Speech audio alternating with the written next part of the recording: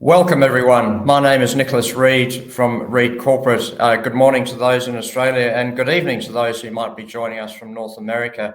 We really appreciate your time. I know it's a busy period and also very short notice, but we're delighted to introduce today a very important announcement from Patriot Battery Metals. The company has just released the preliminary economic assessment for the Shaka project in Quebec, and we're delighted to have Ken Brinsden joining us from Australia this morning to run us through the details of the PEA.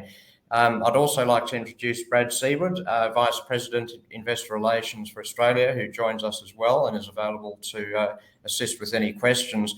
So before I hand the floor to Ken, just a quick reminder that we do welcome questions from everyone listening. Please use the Q&A tab on your webinar browser and log those through the presentation, and I'd be very happy to put them to Ken. So Ken, without further ado, look, it's been a big few days for the company and for yourself, no doubt. Tell us what the highlights of this PEA are. Please go ahead. Thank you very much, Nicholas, and nice to be with you, ladies and gentlemen. I'm glad you've made the time to come and join us for, absolutely what Nick's described as being a really important step forward for Patriot and our Shaka project. I'm looking forward to sharing some of the key results of the PEA and what it represents for progress inside the company. The team has worked incredibly hard on the combination of engineering and geology to move forward what we anticipate is going to be a really important project over the coming years for global lithium markets. And I hope that you get the impression, having heard our presentation today, that we are in fact that. We are a really important project in respect of global lithium raw material supply, but especially as we set up for the growth and what we expect to be the burgeoning demand that unfolds in the West, but especially North America and Europe, which we feel is a fantastic base that Quebec and a Shaka project can come from. There's a lot of presentation materials, and I wouldn't propose to be dealing with each of them in detail. There's just not enough time, but I encourage you to go in there and assess the combination of our presentation and the longer form announcement. Because there has been a lot of really good work done, and in fact, from a scoping study, from a PEA point of view, a huge amount of work actually contributes to this particular aspect of the project because we are relatively well advanced. So today we're going to focus on the PEA release. What does it mean, and why? What have we chosen to focus on? So, in respect of the PEA, a base case has been chosen for a large, long life project, 800,000 tonnes per annum of spodumene concentrate. And to put that into context, today, that would actually be, if it was in production, it would be the second largest lithium or hard rock lithium project globally. But also, even within the period of time frame that we're assessing development, based on our review of publicly available data, we would say it's going to be within the top 4 globally once we get into production. So it's a big project. It's high quality, long life. And the reason that's important to us is that we want to be able to demonstrate to key users downstream the integrated supply chain that is in the process of being developed in North America and in Europe. We want to show that our project can be one of the most important development projects that's going to help support the investment that's undertaken downstream. But that's not the only thing we're seeking to impress upon investors. It's also about the high-grade nature of the project itself. And I'm going to flush out, you'll hear me come back to this a couple of times during the presentation today. The high-grade nature of the project is a really important point so that we can cut our cloth for the economic conditions that prevail on the day. There's not that many projects globally. In fact, I could think of probably only 2 that in fact have this option, the option to target high grade. And that's something that I'm going to come back to in the course of the presentation. Whilst we think the PEA and scoping study with the Australian parlance has a lot of work contributing to it, there is still more upside to be flushed out as we continue with feasibility work. So we're going to talk about that a bit as well today.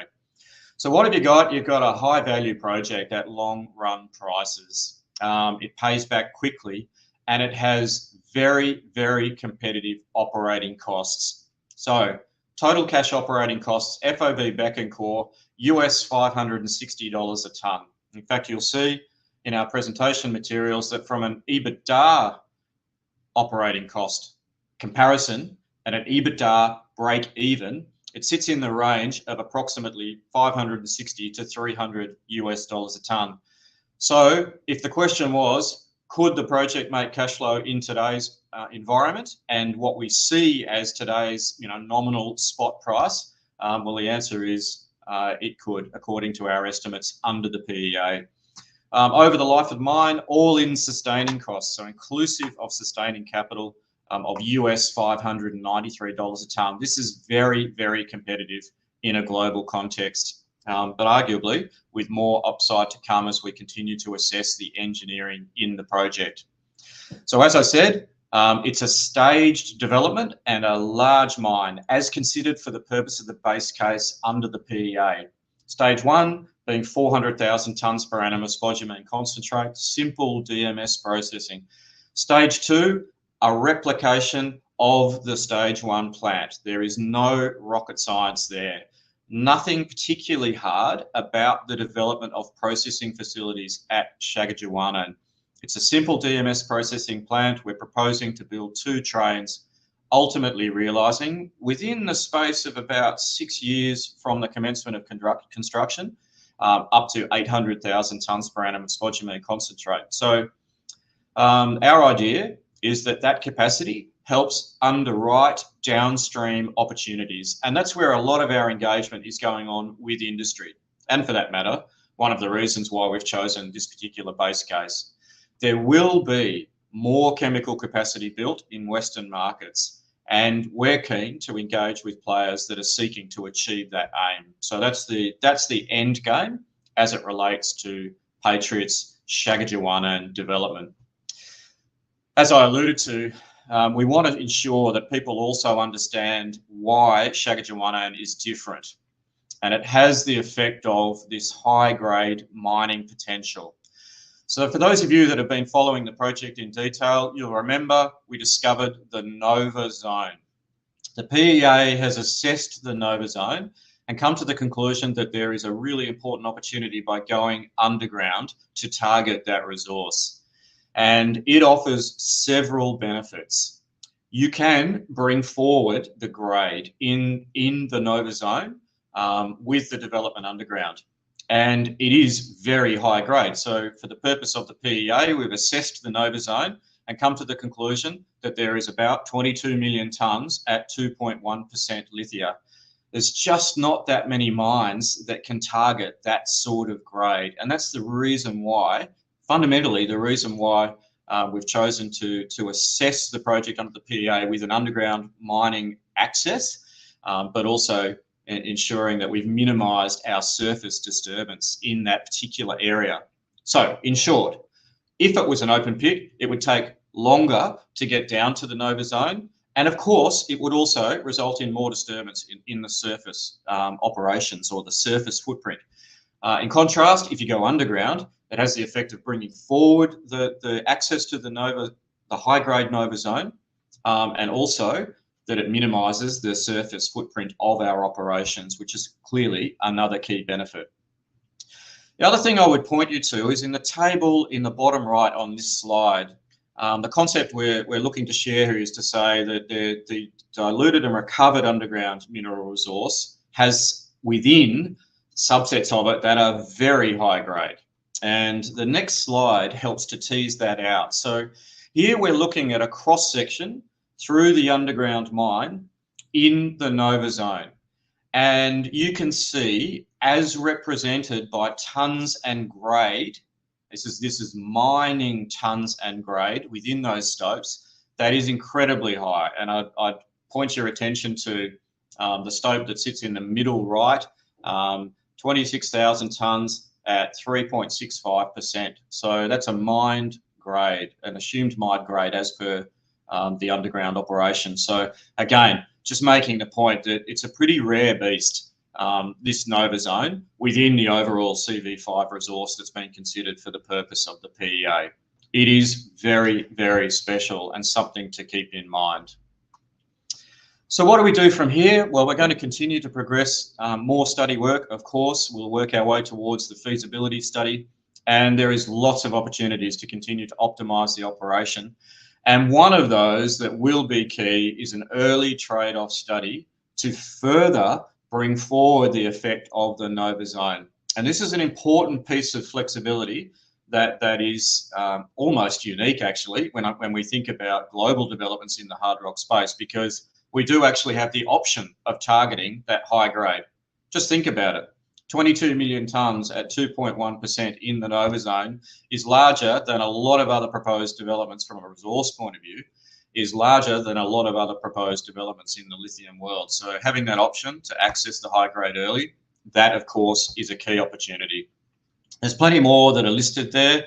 Some have the effect of reducing CapEx, some have the effect of reducing OpEx, but nonetheless, lots more opportunity to ensure that the Shagajuanan development is one of the premier developments globally.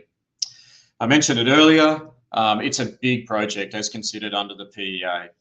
It would be, by our estimates and what's available in the public domain, likely be the 4th largest globally, but also probably clearly the largest in the North Americas. Okay, going into a little bit more detail in results arising from the PEA, I'd love to impress upon you how good a mining jurisdiction Quebec is. Quebec is a really diverse mining economy. Lots of underground operations, lots of open pit operations, including operations that are actually both underground and open pit, as proposed at our Shagajuanan project. It's got a very solid approvals process, but this is particularly true in the James Bay region, where you have the effect of the treaty signed with First Nations partners, the Cree, and also the Quebec and federal governments in Canada. That's created a very clear principles around land use in the James Bay region, but also deeply integrates the Cree in respect of the progress of the project. Basically, they are sitting at the same table as a First Nations partner for the approval of your project. So that's a very useful construct for the mining company to engage with the Cree and, for that matter, to facilitate the progress of the project. We're working really hard on the relationship with the Cree, and it's on a solid footing. Full credit to the team for the work that's been done there so far. It's a big mine and it's long-lived. Full production over production years 4 to 18, but anticipated to be at its full production rate in approximately year 6 after the commencement of construction. If you're looking for an analogy here, I think the Pilbara Minerals Pilgangoora analogy is not a bad one. Pilgangoora was a staged development. It started at 320,000 tonnes per annum, with the first ship heading offshore in September 2018. And here we are, what is it now? 6 years later, and it's going to be approaching, well, in the range of 800,000 to 1 million tonnes per annum.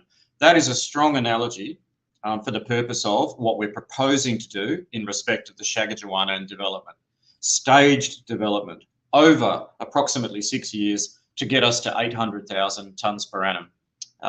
Having said that, I would argue potentially, relatively speaking, an easier development in the Shagajuanan project as compared to Pilbara Minerals Pilgangoora project, because it's just DMS, as compared to Pilgangoora being a combination of DMS and flotation. Clearly, that's a key advantage, and there's other examples globally where the ramp up has been relatively straightforward and simple in respect of DMS only capacity. There's lots more detail in the combination of our both presentation materials and also the PAA release. I'd encourage you to read those details, and you will find plenty of useful information in the information we've presented in the public domain. With respect to our mining strategy, overall, approximately 50 to 60% of the tonnes will be mined in open pit, and 40 to 45% of the tonnes will be mined underground. The open pit is very low strip ratio at approximately 3.7 to 1, 3.7 waste tonnes to 1 ore tonne. If you do the comparison across projects globally in the hard rock space, you will find it very hard to find such a low strip ratio in open pit operations. And again, that's another key contributor to the lower cost at Shagajuwanan. Concentrate on the ground at the project is going to be amongst the lowest cost globally. Of course, we're going to pay a bit more in respect of logistics downstream to the Gulf of St. Lawrence, where we'd either expect to load a ship for international markets or alternatively be processing chemicals locally.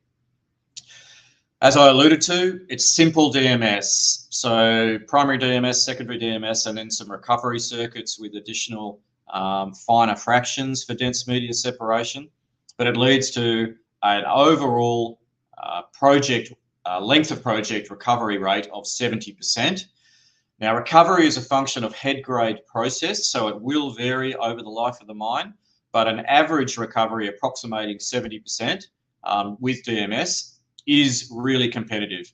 And that's because the geology is special at Shagajuwanan. It is universally larger crystal structure, but the population of crystals is dense in the large category. And that's what contributes to very high recoveries with just DMS. This is an important and a little bit unique characteristic in respect of the Shagajuwanan project. Even though the project is remote, it's not remote from infrastructure. LG4 hydro facilities are approximately 45 kilometres in a straight line from Shagajuwanan, and that's where we'd anticipate being able to access low-cost hydro power. Industrial power is incredibly cheap in Quebec. We've priced 5 cents a kilowatt hour in respect of our PEA. If you're after a comparison, in the Pilbara, industrial power would be approximately 30 to 40 cents. So literally, 7 to 10 times the cost in Western Australia. So this is another important competitive advantage. The road access is great. We've got the Trans-Taiga Highway that supports the Hydro-Quebec scheme, and then the Billy Diamond Highway heading south to Matagami for the train loading.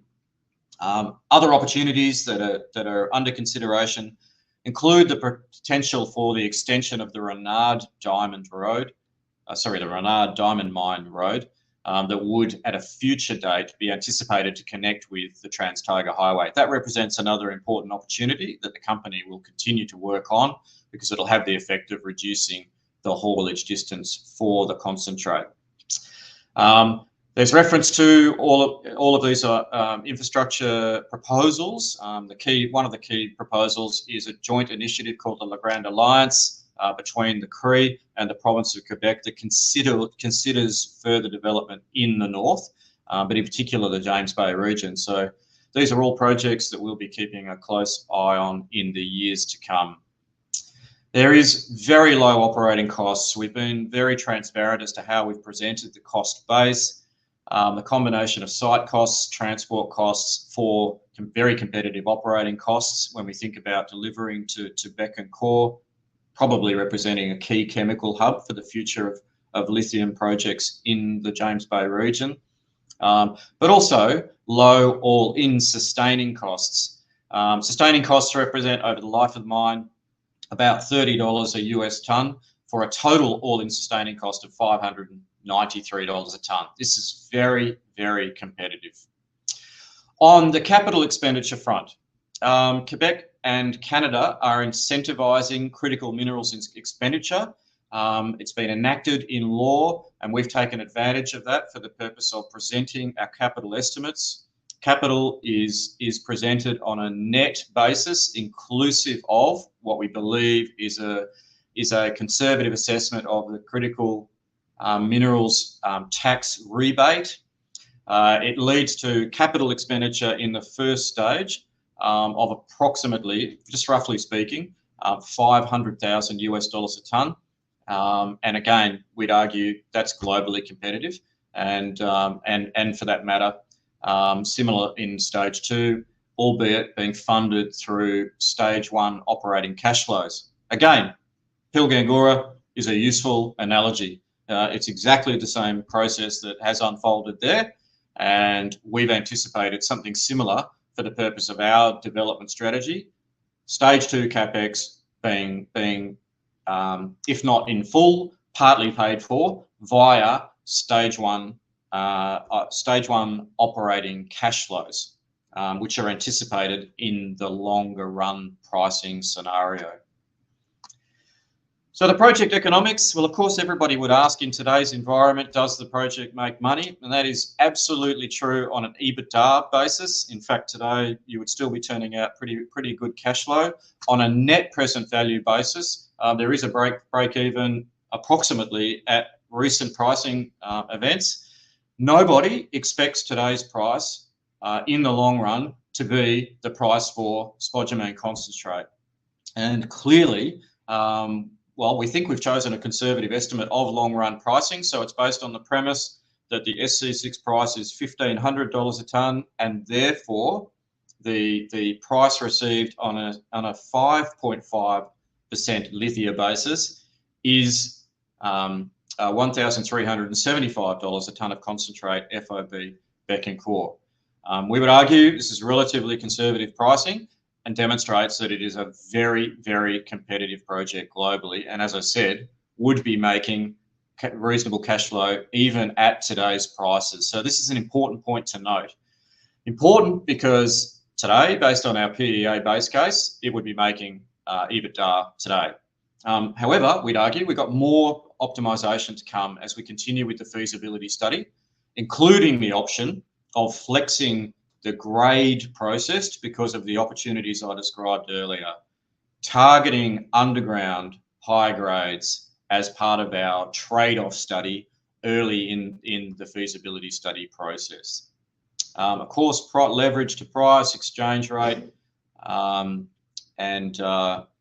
head grade, as already alluded to, they all represent great opportunities in, well, firstly, and in a different market, but even if we chose to flex to a higher grade with alternate mining strategies. It's a long-lived project, and ultimately, and especially in light of our recently published exploration target, there's every chance the resource base continues to grow, in which case the mine life continues to get stretched over time. So how would we fund it? Well, as I said, it's a relatively modest, certainly for the scale in the project, relatively modest upfront capex.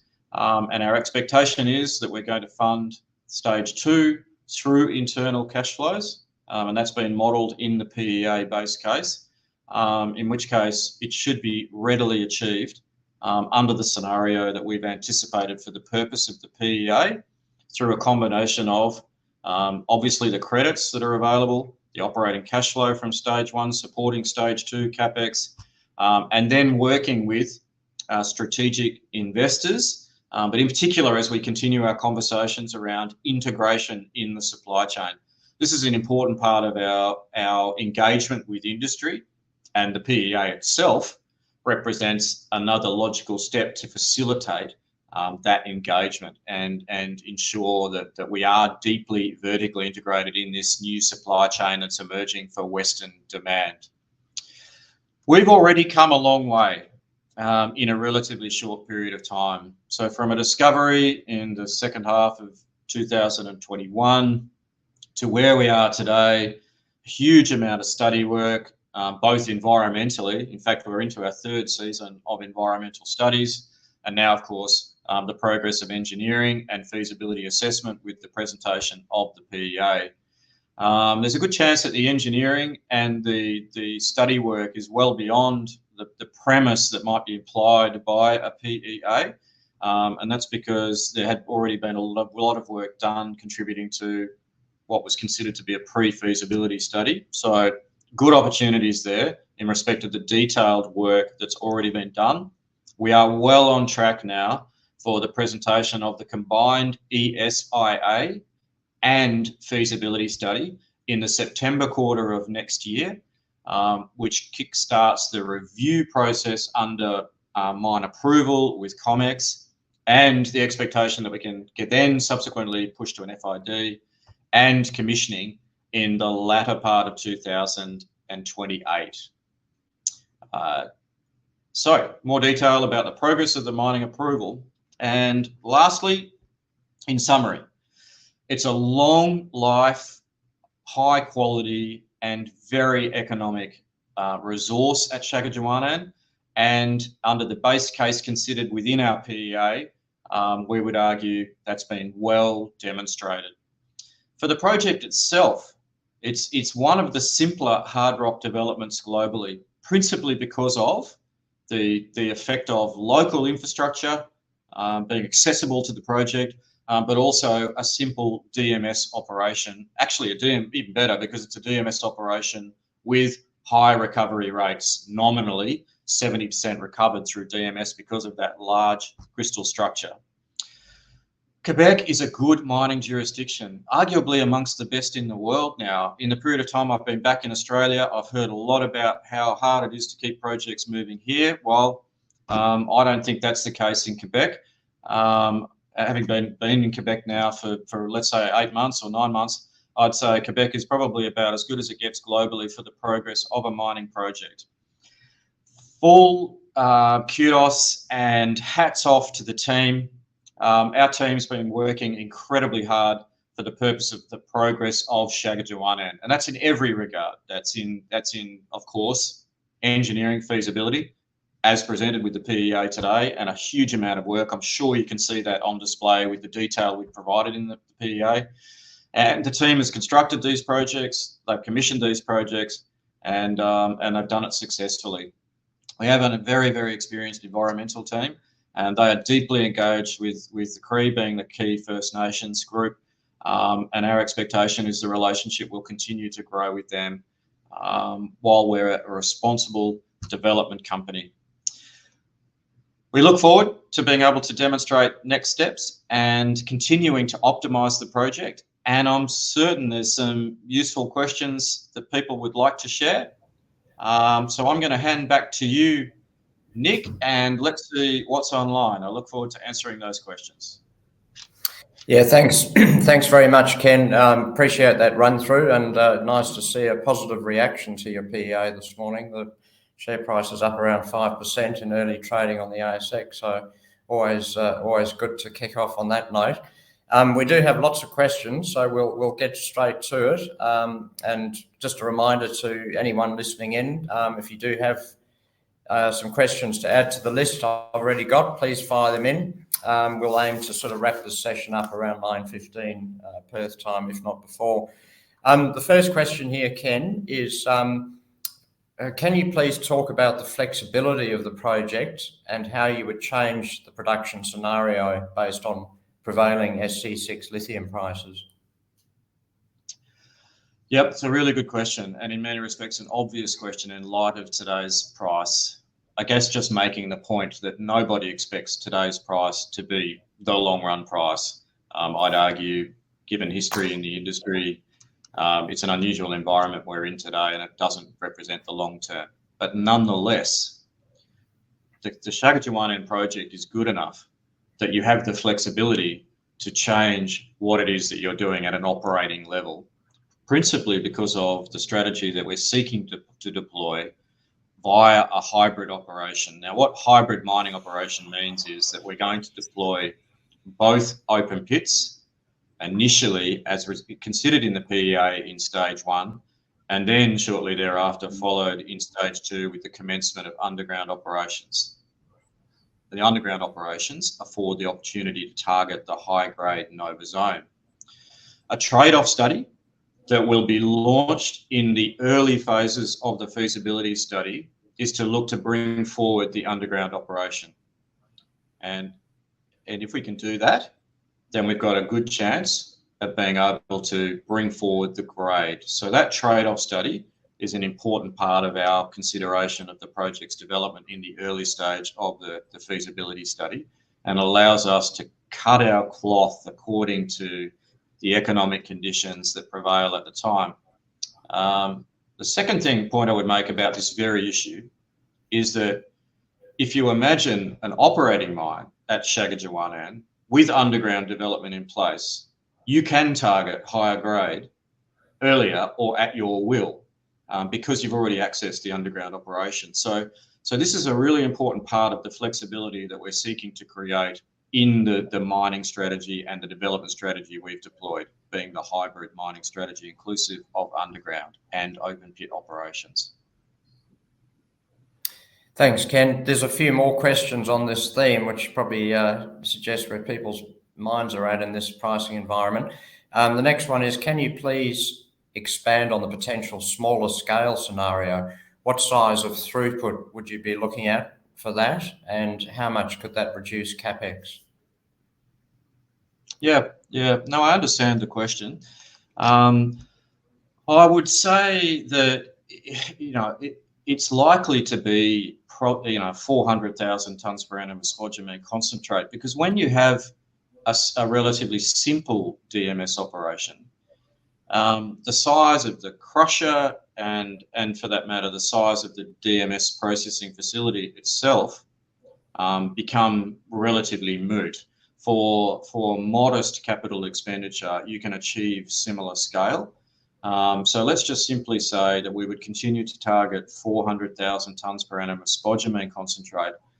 Where there's more optimization to come in respect of capital investment is in fact around the detail for non-process infrastructure, and I would suggest probably also the underground operation where we feel there is more optimization. So let me give you one example. As envisaged in the PEA today, the underground operation uses paste fill. Paste fill, a special type of fill for underground, requires more capital investment than, let's say, conventional cement-added waste fill placed manually. Now that would be significantly cheaper from a capital point of view. A modest trade-off from an operating cost point of view, but definitely cheaper from a capital point of view. They're the sorts of things that we'll consider during the feasibility study with a view to optimising the CapEx, but in particular the trade-off study to bring forward the grade under a 400,000 tonne per annum spodumene concentrate scenario. Thanks, Ken. Next question here is, can you talk in a bit more detail about the options to get into those high-grade areas? You've obviously got that Vaga Zone, which has got a fantastic grade. Could some of the underground development occur ahead of the start of construction? Well, yeah, I mean, it's conceivable that you can definitely bring forward the underground operation. So as envisaged in the base case presented, actually the underground operation comes second and open pits are developed first on the western end of the CV5 deposit. An option that you might consider in this trade-off study is to flip them around and actually go for the underground operation first, in which case you could develop underground while you're building your non-process infrastructure and process infrastructure at site. So again, part of the trade-off study, but definitely an opportunity to consider the reverse as was considered in the base case for the purpose of the PEA. Fantastic. So lots of flexibility there. There's a question here about permitting from an investor. It's a multi-part question. He makes the observation that we haven't seen any major lithium mine developed in Canada. How easy or difficult would it be to obtain the mining approvals in Canada? And what obstacles or hurdles do you think you would face with the Canadian government for obtaining these approvals when the time comes? Well, the big picture view across the industry is that Canada and Quebec are incentivising critical minerals development. So there is a broad thrust across the Canadian economy and the Quebec economy to support critical minerals developments, of which, of course, lithium is a key part. And Quebec especially has really put their hand in their pocket to support the development of the industry. The combination of those mines that are already there, I'll come back to the mining operations approval, but also chemicals, cathode materials and battery making. So, for example, Northvolt building in Montreal. cathode materials with POSCO, General Motors in Bécancour, EcoPro and Ford in Bécancour for cathode materials, and actually in chemicals, Arcadium Building in Bécancour. So they've already demonstrated a strong track record of incentivising these developments, including grants and concessional financial support. On the mining front, there has been multiple mines approved. North American Lithium, Whabouchi recently approved, James Bay project, Critical Minerals had a project approved. So there's already an established track record of approval of mines, but also in the James Bay region where we're already working. So we definitely don't fear that process. In fact, we'd suggest it's a strong process with very clear guidelines and the interplay between First Nations, being the Cree, and the way the project is approved in the James Bay region. So we would say that's very constructive. We just have to be disciplined as a mining company, doing high quality work and lots of engagement and consultation with the Cree. And under those circumstances, it is absolutely true that you can get a project approved, as evidenced by, for example, the recent James Bay approval. Excellent, thanks, Ken. Next question here: Do you see any potential for DSO operations as an initial startup strategy to bring in early revenue? Obviously, subject to lithium sentiment and pricing at the time. Yeah, somebody must have been looking up all my track record with respect to DSO. There definitely has been times in the cycle where that has made sense. And I think when you look at the grades that are available, but especially in that Nova zone. By the way, there is also some very high grade in the pit as well. We haven't quite highlighted that in the same way, but there is definitely high grade in the pits. It might be that sort of opportunity arises. I want to say it's not the main game, because in our case, the project is good enough. It's large enough in scale, it's high grade, it's high quality concentrate for a very long time. Each of those hallmarks facilitates underwriting investment in the supply chain, including chemical capacity. And that's a big part of the work that we're doing at Patriot. How do we ensure we create first prize for our shareholders in a new integrated supply chain? That's really our opportunity, and it's motivated by the quality of the project that we're assessing, and I think is on display here in the PEA. So definitely first prize, value-added concentrate, and working with key partners to make that happen. Excellent, thanks, Ken. There's a very interesting question here about underground mining, and it's something I know we've spoken about over the years. Question is, how easy do you think it will be to construct the underground mine in Canada, and what kind of capex would you be looking at for that? The investor makes the observation that there was some doubt about Liontown's underground development, but they appear to have proven the doubt is wrong and delivered a very successful mining operation. How do you see the challenges and opportunities in replicating that in another jurisdiction like Canada? Yeah, firstly, full credit to the Liontown team for breaking new ground there in the underground operations, and the credit is well due for pioneering a bit, if you like, in that respect, and I think that they've done a really good job. So kudos to them. Quebec is a big underground mining jurisdiction. Honestly, I think of it as a little bit like Western Australia. There is lots of underground mines, lots of underground experience, contractors achieving the same aims as in Western Australia.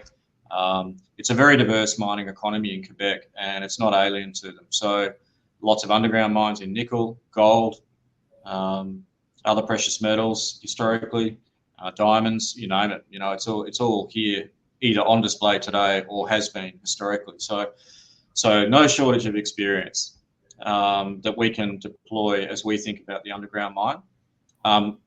As to the techniques for development, they are very conventional as proposed in the PEA. Standard cross-cut development, long hole open stoping via panels with adjacent backfill. So this is all, I can assure you, from an underground mining point of view, this is not rocket science, and therefore relatively easy to deploy. But most important of all, it allows precision. The concept that you can target high grade should you choose to. And that's really a key point that we're trying to get across in the PEA. It is a very unique proposition, what the overall resource represents in terms of grade, but then of course the subset that is the Nova Zone. And that's why the hybrid mining strategy, including underground operations, is such an important part of our development strategy, but realising, you know, high grade as part of that process. Excellent, thanks, Ken. There's a couple of questions here about the power transmission line infrastructure.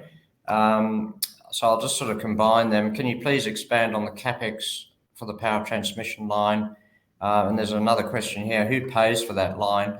How much is it, and what assurances have you got from Hydro-Quebec that you will be connected? Yep, to be clear, and again, we've been very straightforward about it in the PEA. The proposed line targets existing infrastructure adjacent to LG4, where our engagement with Hydro-Quebec indicates there is available capacity on those substations. However, I would make the point that we still have to go through a process. The process is in two parts. The first is, of course, the feasibility assessment in accessing the LG4 infrastructure. So think about that as being the engineering assessment for power access. Early work in the PEA indicates that's all fine, but of course more detailed work needs to be done. And then the second part is the application for the power.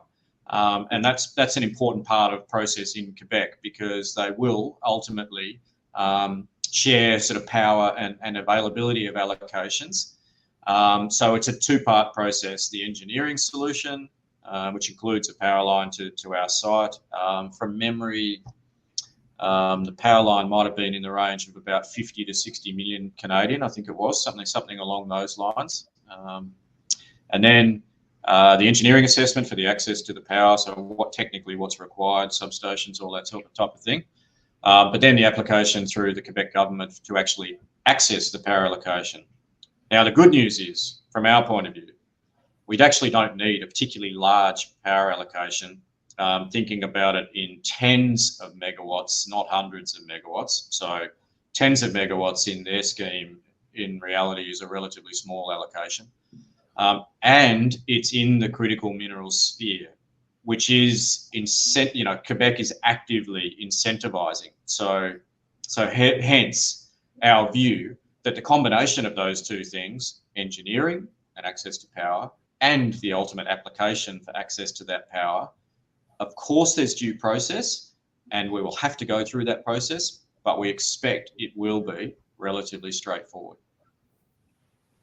Just Ken, I might jump in. There's a specific question around cost and how that was accounted for. So we've accounted for that within table 3 on page 12 in general infrastructure. So it's about $25 million allocated in terms of CapEx over the life of the project for the power lines, and then another $35 million for connection of those power lines to the project as well. So it's all within general infrastructure on table 3 on page 12 of the PA document. Excellent. Thanks for clarifying that, Brad. Next question here. In the scenario where you opt for a smaller scale operation targeting the high-grade Nova Zone, what is the expected impact to economics, especially to your all-in sustaining costs? Yeah, I understand the question, but would simply say we'll have to go through that work to be able to identify exactly what the cost will be. I still feel that the combination of grade and low cost of power, relatively accessible infrastructure, means it will be genuinely competitive. but we are going to have to go through that process as part of this trade-off study that we've described in the PEA. As alluded to, the PEA considered a bigger base case with a view to underwriting the supply chain downstream, but we acknowledge that in light of current conditions, you might choose to develop a different project, or you might choose to develop a different project, in which case we'll assess that early in the feasibility study. Thanks, Ken. Next question is, could CV13, i.e. the Vaga Zone, make it into the early mine plans as you progress through feasibility? This is a really good question and an obvious one, so thanks for bringing it up. The PEA only considers development at CV5, and in fact that's a key contributor. That scope is a key contributor to the first wave of environmental approvals at Shagajuwanan, so just CV5. We see CV13 as a bolt-on opportunity, but it will have to be subject to other approvals down the track. Now, the good news is that once your initial mine is approved, then the subsequent approvals are definitely easier to process because of the general background of information that's available from your first approval. And our shareholders should also know that we're already doing that environmental work. It's just that it won't be included, and that'll continue, but it won't be included in the first wave of either feasibility work or the first wave of mining approvals, but it will come shortly thereafter and represents a great opportunity for growth in the Shagajuwanan project, but especially because of that Vaga Zone discovery. It's relatively shallow and it's also been shown to be very high grade, so we're looking forward to that opportunity. Thanks, Ken. We might just wrap up with a couple of final questions here. First one is there any opportunity for an intermediate product, i.e. lithium sulfate? Also, a very good question for sure. And yes, we put this in the opportunity category as we work with downstream players. Quebec has an interesting competitive advantage, the combination of very low cost of power and renewable energy implies that in a very low carbon footprint solution can arise if you target an intermediate product. Now, the intermediate product is not intended to be part of our first wave of approvals, but in the background, it's definitely something that we continue to work on, and I think a really important value add to the Shagajuwanan project over time, but equally a massive competitive advantage for Quebec, taking advantage of low cost power, renewable energy to lower the carbon footprint through products like an intermediate, either lithium sulfate or say lithium phosphate. So it's something we continue to look at, but it's just not part of the first wave of project approvals and feasibility. Excellent. And just one final one, would ore sorting further improve recoveries? Yeah, the ore sorting alternative is one that continues to get assessed by the team at Primero. Now, what pushes you ultimately towards ore sorting is a broader concern about what dilution material might be in your ore feed. I just want to remind everyone that across CV5, approximately 90% of our ore tonnes are in one pegmatite. And what that implies is that from a mining point of view, you are going to have very clean feed. So it minimises the requirement for ore sorting. You're mining a big fat pegmatite typically, and it's just one pegmatite. So you end up with clean feed, therefore it lessens your reliance on ore sorting. But that doesn't mean that there's not still an opportunity there. So that's part of the assessment that continues in the proposed feasibility works. Excellent. Look, thanks very much, Ken. Appreciate that and appreciate your time this morning.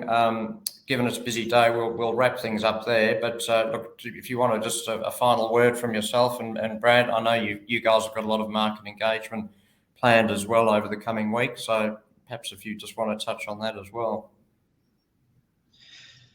Yeah, thanks, Nick. Thanks very much for hosting us today. Much appreciated. And yeah, it is. It's a busy period for the company. Full kudos to the team. The team's been working incredibly hard, and it's such a pleasure working with them on, firstly, a great project, but amongst a very, very capable and hard-working team. So I really appreciate all that. They're definitely working the combination of double shifts and night shifts to help support the project. What we think is a fantastic project. We are going to continue to be talking in the public domain about the value add that we think Shagajuana represents and the PEA shows in respect of the opportunity for shareholders. So it's an amazing project, has very, very high grades as a subset of the resource. That represents flexibility and optionality to us that we'll consider as part of our feasibility works. And for that matter, the ongoing engagement with downstream participants in the supply chain. So our project is big enough, it's low enough in cost, it's high quality concentrate, and it's long live, contributes to the investment that has to happen downstream. So that's an important part of our engagement as well. So lots of presentations, lots of discussion about what the PEA represents and the good outcomes for the project. And we're looking forward to all those discussions in the coming weeks. That's about it from us, Nick, I think. Happy to hand back to you to close. Thanks very much, Ken. Thanks everyone for joining us. We really appreciate your time. Just a reminder that a recording of this webinar will be available very shortly. And we look forward to keeping you informed on Patriot's progress. Thanks for joining us, and have a great day.